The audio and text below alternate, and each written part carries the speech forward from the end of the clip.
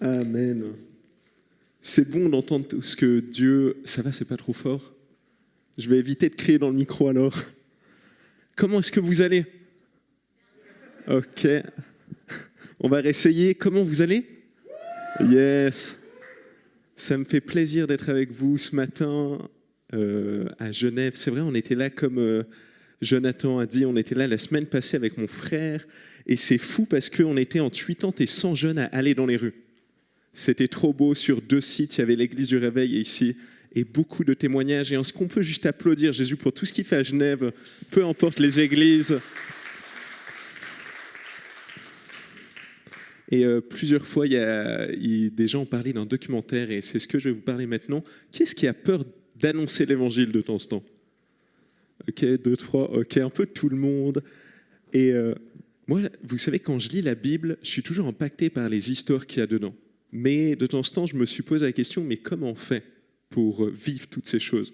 Et du coup, avec mon frère et puis une équipe, on était une 50aine de personnes, on s'est dit, on va faire un documentaire et on va interviewer des gens qui vont donner des clés concrètes sur comment aller dans les rues. Mais pas juste, c'est bien d'aller dans les rues, mais comment on fait pour y aller? Et du coup, on a fait 2 ans et le documentaire est sorti. Hier, ça faisait pile 2 mois, on l'a regardé avec tout Interjeune vendredi dernier. Et je vous laisse juste regarder la bande-annonce, vous pouvez l'envoyer.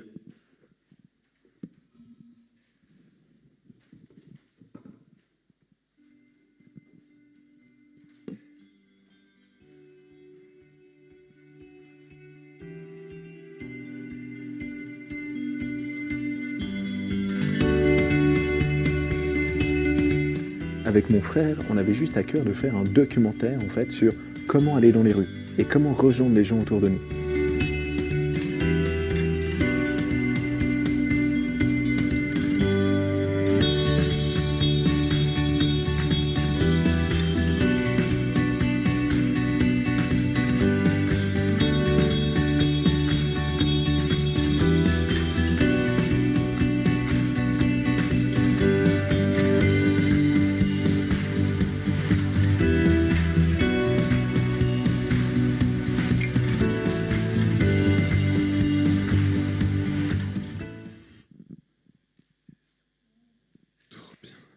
On peut applaudir hein, tous les monteurs, les bénévoles qui ont fait ça.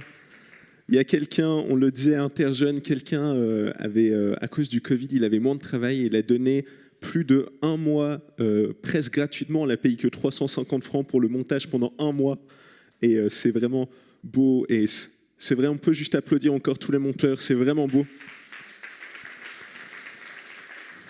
Alors, le documentaire, il s'appelle « Quand Dieu visite notre quotidien ». Vous pouvez le trouver sur YouTube, Top Chrétien, EMC TV, Dieu TV aussi. Et puis, il y a un site internet aussi, si vous voulez le voir. Mais sur YouTube, c'est le plus simple. On a fait beaucoup de temps de prière et j'ai trouvé trop beau tous les temps de témoignage. Et est-ce que ça vous dit on puisse tous reprier pour ça? Est-ce que vous êtes motivés? Je vous invite à vous lever. On puisse tous se lever ensemble. Et moi, je vous propose, puisqu'on a beaucoup parlé de témoignages personnels, vous pensez peut-être à un collègue, peut-être ton meilleur ami ou quelqu'un dans ta famille qui ne croit pas encore en Dieu. Et peut-être toi, tu es là, moi je ne crois pas encore.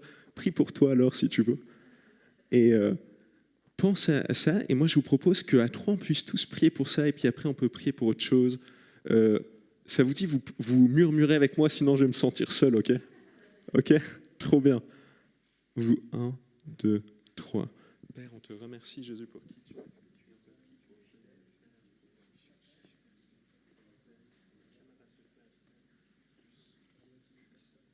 le nom de Jésus, Père, pour toutes les personnes qui ne te connaissent pas encore, dans le nom de Jésus, Père, viens les rencontrer, Père, dans le nom de Jésus, Père, toutes ces personnes qui t'ont rencontré, dans le nom de Jésus, Père, viens souffler dans leur vie, Père, dans le nom de Jésus-Christ.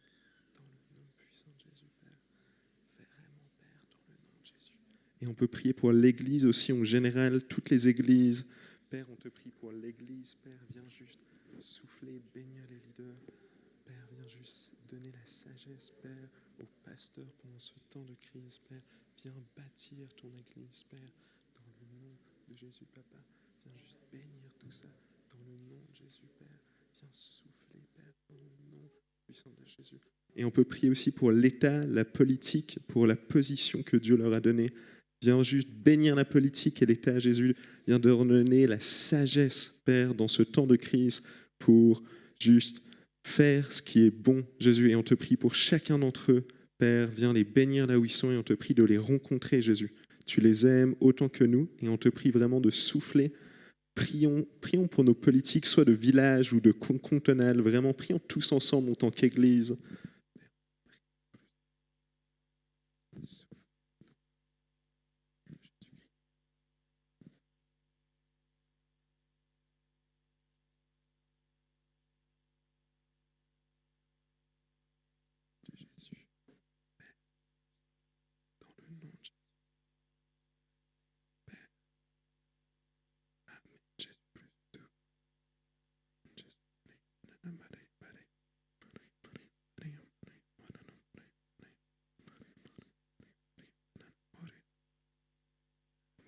Amen.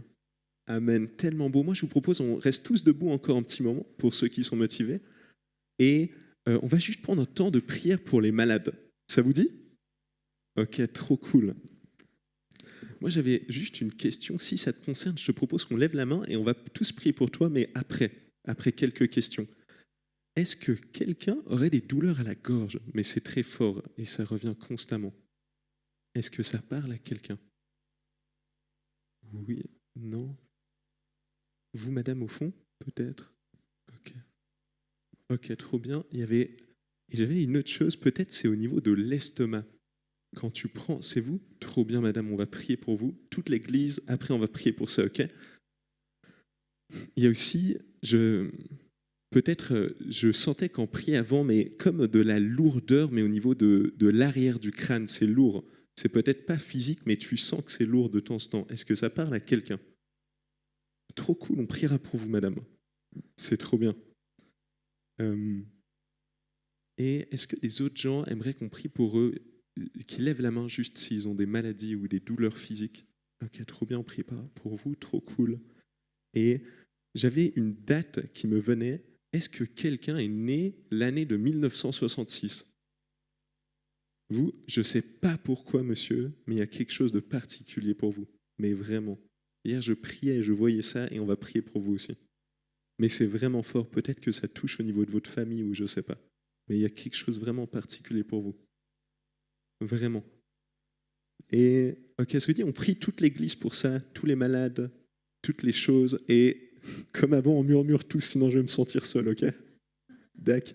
Yes, 1, 2, 3. Père, on veut te prier en tant qu'Église, Jésus, pour toute maladie, Jésus, qui a été citée au niveau des pressions, toutes ces choses. Viens libérer tes enfants dans le nom de Jésus. Et je te prie vraiment, Père, de là où il y a les douleurs à la gorge, viens restaurer si c'est des brûlures.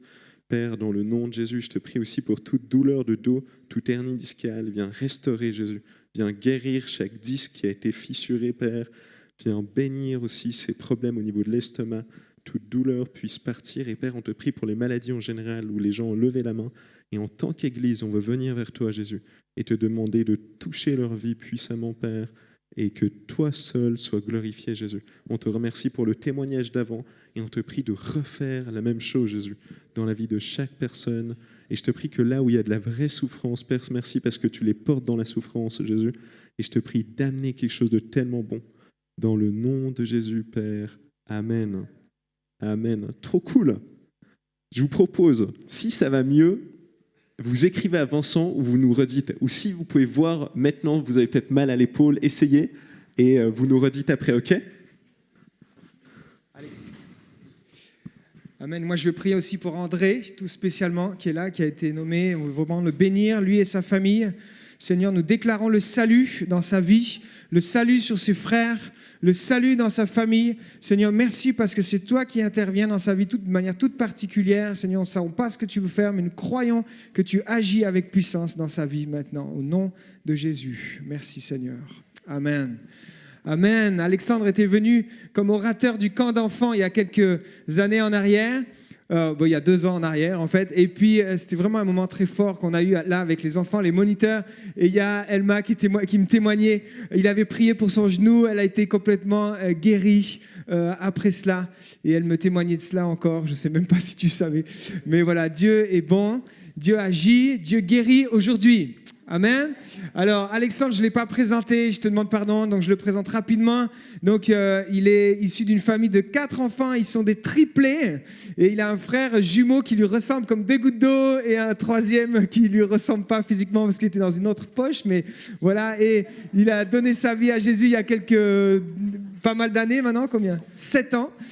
7 ans, et en fait, il a fait l'école biblique avec moi à Emmaüs, et maintenant, il a persévéré, il a fait la HET Pro, il est en train de finir de préparer son examen, et c'est juste un cadeau qu'il soit là avec nous, avec tout son travail, toutes les choses qu'il a à faire, et pour nous apporter la prédication. Je te remercie beaucoup, Alexandre, et on te laisse toute la place maintenant.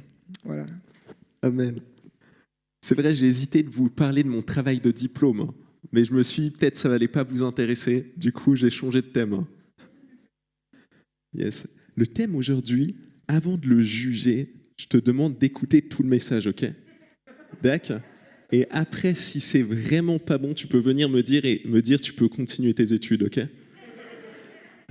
Le thème, c'est comment retrouver la joie. C'est un méga bon thème, surtout dans une année qu'on a vécue, dans toute l'année qu'on a vécue. Tu es en train de te dire, mais comment on peut parler de ça aujourd'hui ? Je te dis justement, je crois que c'est important d'en parler aujourd'hui. Parce que je crois profondément que la joie, c'est quelque chose qui est profond dans le cœur de Dieu et qui désire pour nos vies. Et peu importe, et moi je veux le déclarer aussi avec l'Église, peu importe depuis combien de temps peut-être tu as perdu la joie, je crois que tu vas la retrouver aujourd'hui. Et ce n'est pas une question de qui moi je suis, de qui est l'Église, mais de qui il est Dieu. Parce qu'il aime la joie. Il y a, en plus de ça, ce qui me touche, c'est que c'est tellement important pour Dieu, la joie, qu'elle caractérise toute vie chrétienne quand on la commence. Dans Luc 15,16, c'est écrit, il y aura plus de joie dans le ciel pour un seul pécheur qui se repent. Peu importe quand tu t'es converti, il y a une telle joie qui était dans le ciel. Peut-être tu l'as expérimenté dans tes tripes, ou peut-être pas. Mais Dieu, il était tellement heureux que tu reviennes vers lui. Et ça caractérise le premier moment de notre vie chrétienne. Et je crois que c'est pour ça que Dieu aime la joie. Mais comment la retrouver ? Et on va voir plusieurs questions, ça dépend le temps qui nous reste, mais plutôt, est-ce qu'on peut être joyeux au milieu de la souffrance ? On va essayer de voir ça aujourd'hui. Est-ce qu'on peut vraiment être joyeux ? Est-ce que le développement personnel aussi, ou la pensée positive, c'est vraiment bon ? T'inquiète pas, juge-moi pas trop vite, on va le voir après, ok ? Ok. Et est-ce que c'est possible d'être heureux sans être fake ? Ça, c'est une vraie question. Parce que peut-être tu as vu des gens heureux, mais au final, c'était fake et tu le sentais. Et c'est toutes des choses qu'on va voir aujourd'hui. Et je crois on va voir 2 points. Et le premier aujourd'hui, c'est retrouver un cœur reconnaissant. Et on va le voir avec une personne qui a écrit 2/3 du Nouveau Testament. Il s'appelle Paul. Peut-être on n'a jamais entendu parler. C'est quelqu'un qui ne connaissait pas Jésus, qui ne l'a pas suivi. Et à un moment donné, c'était un extrémiste religieux qui tuait des chrétiens.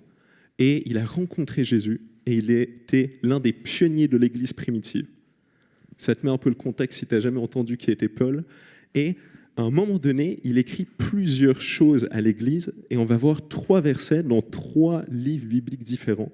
Et on va juste les lire ensemble.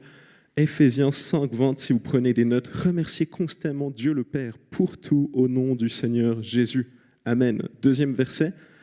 Et que la paix de Christ, à laquelle vous avez été appelés pour former un seul cœur, règne dans votre cœur et soyez reconnaissants. Colossiens 3,15. On va attendre le dernier après. Et peut-être tu le sais, mais quand on étudie un texte biblique, on regarde souvent qu'est-ce que l'auteur veut dire au destinataire. Qu'est-ce que Paul dit à l'Église. Et là, on va plutôt regarder dans quel contexte Paul il écrit cette lettre. Parce que là, ça change tout. Et il écrit ces 2 lettres en prison, à Rome. Et il dit au milieu de cette prison, remerciez constamment Dieu le Père en toutes choses au nom du Seigneur Jésus-Christ. Et tu sais, les prisons à l'époque, c'était pas le top. Il y avait pas d'Xbox, il n'y avait pas d'électricité. On sait que les prisons romaines, si des gens t'amenaient pas de la nourriture, tu mourais de faim. Et on sait aussi que certaines prisons autorisaient tous les gardes à faire leurs besoins sur leurs prisonniers. Et au milieu de toute cette humilité, de toute cette prison, Paul il dit à l'Église, ce qui est fou, c'est que c'est lui qui devait être encouragé. Et il encourage les chrétiens à dire « Hé les gars, soyez reconnaissants constamment, peu importe, soyez reconnaissants. » Et je crois, peut-être tu dis « Mais moi je ne comprends pas comment on peut être reconnaissant au milieu de la souffrance. » Je ne crois pas que Paul il remerciait Dieu d'être en prison. Mais il remerciait Dieu pour l'œuvre qu'il faisait dans son Église, où il remerciait Dieu pour qui il était. Et ça, c'est une grosse différence, contrairement au développement personnel et à la pensée positive. C'est que Dieu, il ne va jamais te demander d'être positif pour la maladie que tu as ou pour le divorce que tu es en train de vivre, mais il va te demander de le remercier, mais pour qui il est lui et pour comment il t'a touché. Parce qu'à un moment donné, Dieu il te demande de pleurer avec lui et de pleurer toutes les larmes de ton corps, mais avec Dieu. Mais il va toujours te demander de le remercier pour qui il est. Et ça change tout.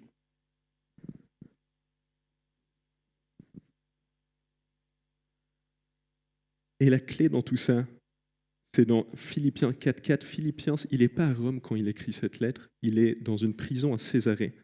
Et il donne une clé de fou, il dit « Réjouissez-vous toujours au milieu de la prison ». Et là, il donne la clé pour comment se réjouir toujours au milieu de nos pires prisons, c'est « Réjouissez-vous toujours dans le Seigneur ». La clé d'un vrai cœur reconnaissant, c'est quand on se réjouit avec Dieu pour tout ce qu'il a fait dans nos vies, pour le connaître. J'ai plus les versets en tête, mais il dit, de temps en temps, Paul dit « Remerciez Dieu parce qu'on le connaît ». Et ça, c'est le plus beau cadeau et le plus grand cadeau qu'on a pour l'éternité. La gratitude, c'est tellement un acte simple, mais tellement complexe. Parce que je crois que c'est dur la gratitude, c'est dur la reconnaissance parce que c'est pas inné. Et ça s'apprend. C'est pas quelque chose qui vient et on dit « Ok, c'est cool et je vais être reconnaissant ». Non, non, non. Je vais m'arrêter et je vais reconnaître à un moment donné tout ce que Dieu il a fait dans ma vie. On va s'arrêter, on ne va pas courir après la vie. On va s'arrêter et on va dire « Ok Jésus, merci parce que tu as été là à ce moment-là.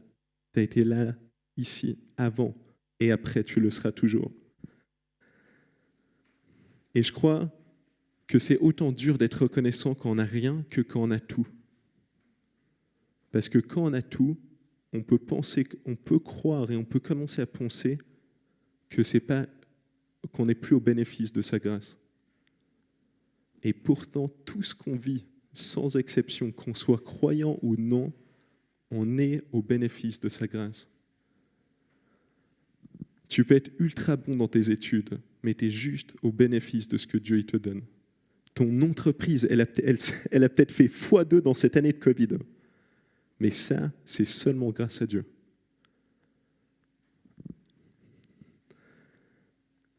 Et c'est tellement dur d'être reconnaissant, peut-être pas toi, mais moi je trouve que c'est tellement dur.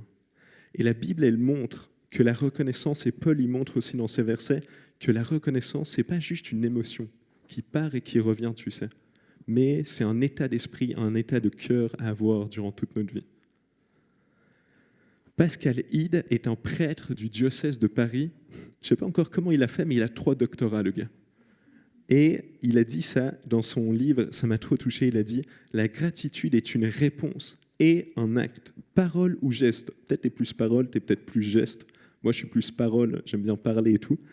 Et après, il dit « En effet, elle implique une décision, la gratitude. Mais que ce soit parole ou geste, c'est une décision et elle implique quelque chose. » Et après, il dit cette phrase et ça m'a trop touché, il disait « En effet, recevoir un don ne suffit pas. Il faut être encore touché par ce don. »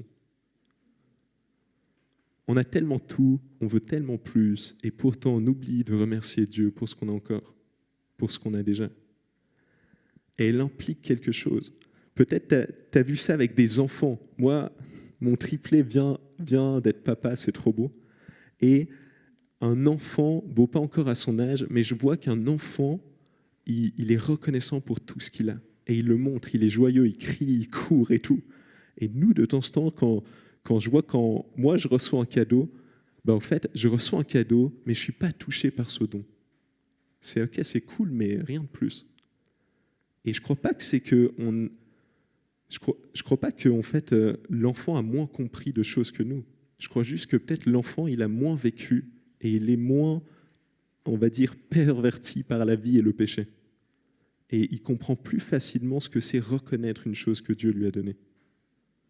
Qu'est-ce que c'est ce don? Tu sais, cette chose, peut-être c'est ta famille, c'est ton travail, peut-être c'est ton frère, ta sœur, l'église. Mais je crois qu'on peut tous être reconnaissants pour une chose, sans exception. Et comme je l'ai dit avant, Dieu ne te demandera jamais de remercier pour le mal que tu subis, pour les injustices que tu vis. Et ça, c'est ultra important. Il ne va jamais te demander de te flageller pour ce que tu vis. Jamais. Je crois que la gratitude d'un christianisme biblique et authentique, c'est pas de remercier pour ce qui nous arrive de mal, mais de remercier Dieu justement pour qui il est. Claude Wood, c'est un pasteur canadien, ça m'a trop touché, cette citation qu'il a faite dans une de ses prédications. Il dit « La clé de la compréhension de la reconnaissance biblique, c'est de rendre grâce en toutes choses. Dans tout ce qu'on peut vivre, on peut rendre grâce pour une chose. Mais ce n'est pas de rendre grâce pour toute chose. » Et c'est un peu ce que je vous ai dit avant. Et je crois qu'il y a cet appel à retrouver un cœur reconnaissant. Car il y a de la joie dans la reconnaissance et il y a de la tristesse dans l'ingratitude. J'aime bien lire, c'est peut-être parce que j'ai aussi le temps là de lire avec tous mes cours. Et à un moment donné, je lisais des livres sur les bénéfices de la gratitude. Et je vous dis quelques bénéfices de la gratitude. Rebecca Scotland, c'est la responsable du diplôme universitaire de psychologie en France et elle a écrit un livre et c'est trop beau les effets qu'elle dit sur la gratitude et la reconnaissance. Elle dit qu'il y a une meilleure qualité de sommeil, elle dit qu'il y a une diminution des symptômes dépressifs qui commencent à disparaître, une augmentation du bien-être psychologique et ça m'étonne tellement pas, elle dit que quand on est reconnaissant, on a envie d'améliorer les relations autour de nous. Et un autre gars, Jeremy Dean, qui écrit dans le New England Journal, c'est un journal de psychologie, il dit plein d'autres choses, et j'ai tellement aimé une chose qu'il a dit, il disait que la reconnaissance motive les autres, c'est tellement bon. Un simple merci va être plus efficace que n'importe quelle autre demande. Amen? Trop bien. Yes. Et je crois aussi que la reconnaissance, elle va changer quelque chose déjà en toi et avec Dieu, mais elle va changer quelque chose autour de toi. Peu importe où tu seras, la reconnaissance, elle va changer quelque chose dans l'espace où tu seras. Je ne sais pas toi, mais moi, quand je travaille en été, je travaille toujours 2 mois pour payer mes études, et les gens, ils se plaignent souvent au travail. Peut-être c'est que moi. Ça m'arrive que à moi? Ok, trop bien. Que à moi et Vincent, ça arrive. Ok. Et je m'en sens quelqu'un se plaignait et il disait « Ah, purée, moi, j'aime pas ça, tac ». Et puis après, moi, je me suis arrêté, je lui ai dit « Mais je crois qu'on peut être reconnaissant pour le travail qu'on a parce qu'il y en a des milliers qui n'en ont pas. » Et là, je ne sais pas comment ça se fait, mais il y a un truc qui a eu un déclic et après, on n'a parlé que de belles choses. C'était beau. Et je crois que la reconnaissance, elle changera aussi le milieu où tu te trouves. Que ce soit dans tes études, des gens ils vont commencer à voir Dieu dans tes études. Dans ton travail, peut-être c'est ton patron, ou peut-être c'est toi le patron et tes collègues. Ils vont voir qui est Dieu au travers de toi. Et ils vont s'arrêter pour savoir qui il est. J'aime bien ce témoignage parce que j'étais avec mon frère et il y a une année, le mois de mars l'année passée, première vague du Covid, et moi j'ai été rappelé à l'armée avec mon frère jumeau. Et au tout début, pour vous dire, on était trop chaud avec mon frère. On s'est dit, ça va être tellement bien parce qu'on pourra témoigner de Dieu, on pourra prier pour les gens et tout, ça va être vraiment bon. Et après 2-3 jours, on s'est dit, ça va être compliqué pour réussir nos études en même temps. 100% aux études, 100% à l'armée, ça va être chaud. Et on commençait, j'ai appelé mon père spirituel et il m'a dit, mais Alexandre, Dieu il connaît toutes choses, remercie-le pour où il t'a placé. Parce que de temps en temps, on est à des endroits où on ne veut pas forcément, mais on doit quand même remercier Dieu pour là où il t'a placé. Et j'étais, wow, là, ça va être chaud. Et j'étais OK. Et puis mon directeur de théologie Il m'a dit, Alexandre, tu ne vas pas servir ton pays d'abord, tu vas servir Dieu là où tu te trouves. Puis j'étais, ok, ça va être cool. Et le premier jour à l'armée, je m'en souviens, on arrive, que des gens démotivés. Parce que comme nous, ils étaient tous aux études et ils étaient tous rappelés. Et moi, j'étais, oh, ça va être vraiment compliqué là. Et vous savez quoi, avec mon frère, on a commencé à remercier Dieu. Et je crois que c'est une des saisons dans ma vie où Dieu a le plus agi. Mais pas pour moi, mais pour les autres. Il y avait des miracles. J'ai failli venir en plus de ça à l'hôpital de Genève. Bon, j'étais à l'hôpital de Fribourg. Il y avait des miracles au milieu des urgences. C'était trop beau. Des gens guéris miraculeusement au milieu des urgences. Notre chef, notre lieutenant, qui a fait l'armée ici?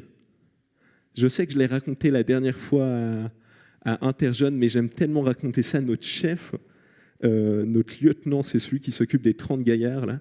Et le dernier soir, on va boire la bière avec tout le monde, et il nous dit, ça vous dit de prêcher à toute la section. Et je crois que ça commence dans un cœur reconnaissant. Et moi, je t'encourage. Dieu, il va agir au travers de toi. Tu vas déjà retrouver la joie, mais il y aura l'action de Dieu qui te permettra de révéler qui est Dieu au monde. Amen. Amen. On peut applaudir Jésus. Amen.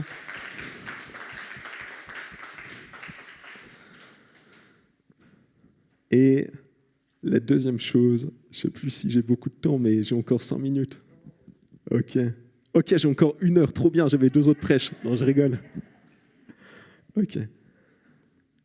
Il y a une chose qui est encore plus belle dans la reconnaissance. Et si tu te dis, mais comment est-ce que je peux vraiment retrouver la joie? Je vais te donner une clé tellement simple aussi, mais tellement dure. Il faut apprendre à se réjouir de tout ce que Dieu fait dans la vie de l'autre. Amen. Il y a moins d'amen, mais c'est vraiment amen. Alléluia, amen. Et il y a quelque chose d'étonnant qui se passe quand on apprend à vraiment être reconnaissant pour qui est Dieu dans nos vies. Peu importe ce que les gens vont dire à côté de nous, on va se réjouir pour eux.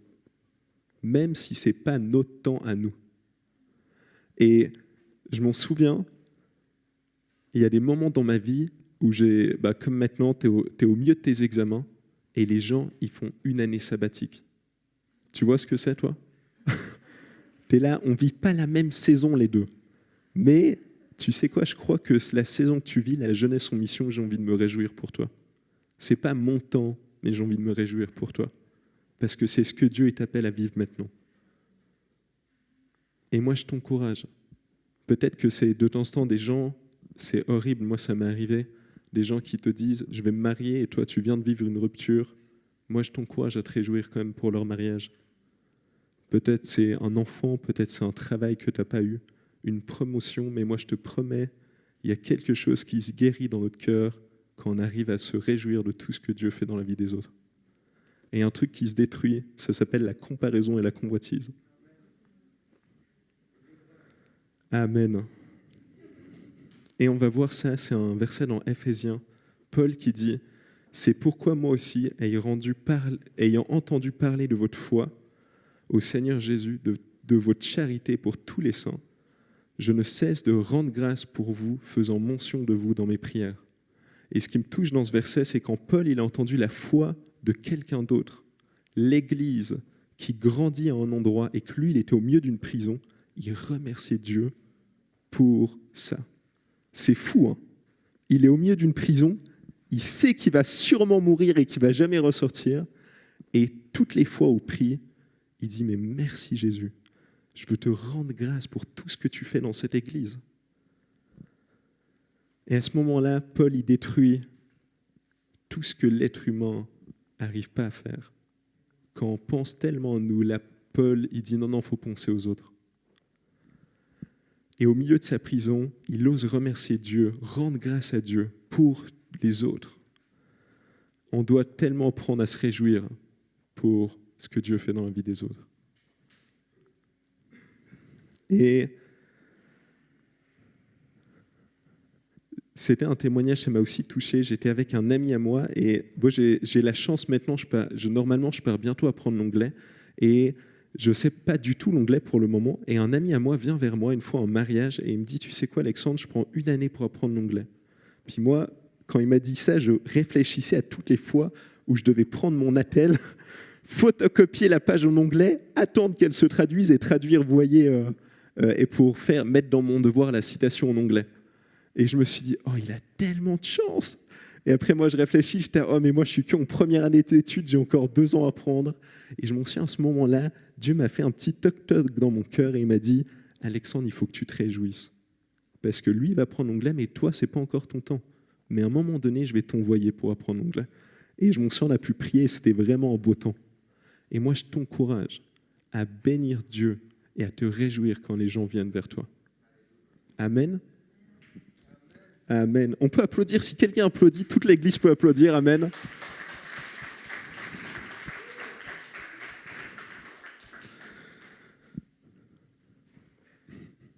Et amen. Ça, tu peux toucher 10 fois plus de gens après. Bon. Yes. Et aussi pour si on voyage et tout, c'est vraiment bon. Et vous savez quoi, il y a quelqu'un qui m'a dit ça un jour et je ne le pensais pas au début de ma vie de foi, mais plus j'avance, plus je crois que c'est possible. Et il m'a dit, mais dans un cœur ingrat, on peut avorter des choses que Dieu a prévues pour nous. Et moi, j'étais là au tout début, vous savez, t'es là, non, moi je ne crois pas, et je crois que c'est vrai en fait. Je crois que dans un cœur où on ne reconnaît pas ce que Dieu veut faire, il y a des choses qu'on va louper. Mais la Bible dit que Dieu, il a prévu des choses d'avance pour nous. Et je crois que peu importe ce qu'on a loupé, si on a un cœur reconnaissant et un cœur repentant, tout ce qu'on a loupé, il peut revenir. Et moi, je t'encourage, si ça te parle, on va prendre un temps après où on va juste demander pardon à Dieu et on va remercier Dieu pour ce qu'il a fait, mais je t'encourage à rouvrir ton cœur. Puis je crois profondément que Dieu va agir puissamment. Et je ne le dis pas parce que c'est cool de le dire, mais je crois vraiment que Dieu il peut changer quelque chose dans ta vie. Il y a Douglas Moo, un commentateur biblique américain, quand j'étudiais le verset de Éphésiens 1,16, et on va finir avec ça, j'ai tellement aimé ce qu'il a dit. Il a dit de Paul, en ayant entendu parler de leur foi, quand il dit « Je ne cesse de rendre grâce pour vous, faisant mention de vous dans mes prières », il dit « Paul remerciait continuellement Dieu, et c'est l'attitude des Éphésiens qui inspirait Paul à avoir une attitude de reconnaissance. » Et moi, j'ai envie de te dire, c'est quand la dernière fois, quand tu as vu l'attitude de quelqu'un, mais en bon, tu t'es dit, je vais remercier Dieu pour ça. C'est une vraie question, parce que c'est une chose que Paul y vivait souvent dans sa prison. Et après, il disait, je crois profondément, quand Paul y bénissait Dieu, que toutes les bénédictions qu'il amenait sur l'église d'Éphèse, c'est à ce moment-là où Dieu il éclaircissait son cœur. Amen. Je te propose qu'on puisse tous se lever maintenant. Si tu es venu à plusieurs, moi je te propose de te mettre, parce qu'on peut être avec ceux de notre famille ou ceux avec qui on a peut-être tes potes et tu as dormi dans la même chambre que ton pote avant, et on se met vraiment tous debout pour ceux qui le peuvent. Si tu es deux, prends la main de ta femme, de peut-être ta maman, de ton ami, et on veut être ensemble dans ce temps, et juste on peut tous fermer les yeux maintenant.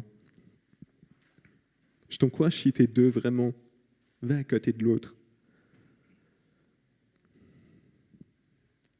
Et moi j'ai envie de te dire, pense une chose, tu sais, une chose que Dieu il a faite pendant cette année, réfléchis juste. Une chose. Et si tu vois vraiment pas, demande-lui, mais Jésus, en quoi est-ce que je peux être reconnaissant ?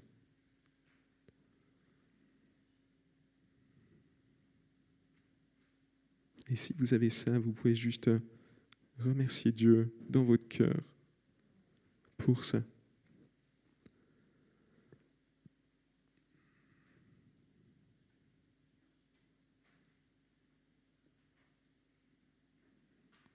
Et la deuxième chose, si ça ne te parle pas, continue à remercier Dieu.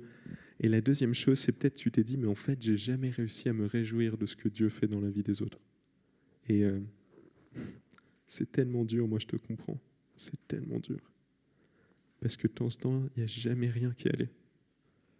Et moi je t'encourage de faire un pas et de dire, mais ok, je veux aller au-delà de ma situation et je veux faire comme Paul quand il était au milieu de sa prison, Peut-être il n'avait pas mangé.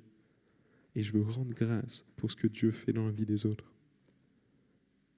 Et si tu ne sais pas, on peut rendre grâce pour ce que Dieu a fait dans l'évangélisation hier, quand ces personnes y sont allées, ou bien il y a une semaine où entre 80 et 100 jeunes étaient dans les rues. Et on peut rendre grâce pour ça. Et ça te paraît peut-être même fou, mais on peut rendre grâce pour d'autres églises qui grandissent dans la même ville. Et on peut rendre grâce pour ça.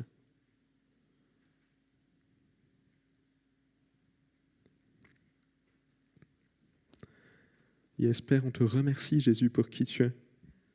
Jésus, moi, je te prie de porter toutes les personnes qui sont en souffrance, Père. Jésus, merci, puis c'est écrit dans la Bible que tu pleuras et que tu es venu, Père, en tant qu'humain, 100% Dieu, 100% homme, mais Jésus, tu es venu connaître nos souffrances. Et c'est pour ça que tu nous comprends aussi dans nos souffrances. Et Jésus, je te prie de porter chaque douleur de chaque personne, Jésus, où c'est tellement dur. Et on te prie qu'ils puissent pleurer tout ce qu'ils doivent pleurer. Mais à un moment donné où ils puissent juste être reconnaissants pour au moins une chose, Jésus. Et Père, on te prie pour nos vies. Et moi, je te demande tellement le premier pardon, Papa, pour toutes les fois où j'étais ingrat quand tu nous as donné des choses, Jésus. Toutes les fois où il y a eu des portes ouvertes et on a préféré voir ce qui n'allait pas, Jésus. Et Jésus, on veut prendre une décision. Et si tu le sens, tu peux mettre la main sur ton cœur et de dire, mais Jésus, on veut prendre la décision de voir tout ce que tu veux faire dans nos vies et de le reconnaître dans le nom de Jésus, Père.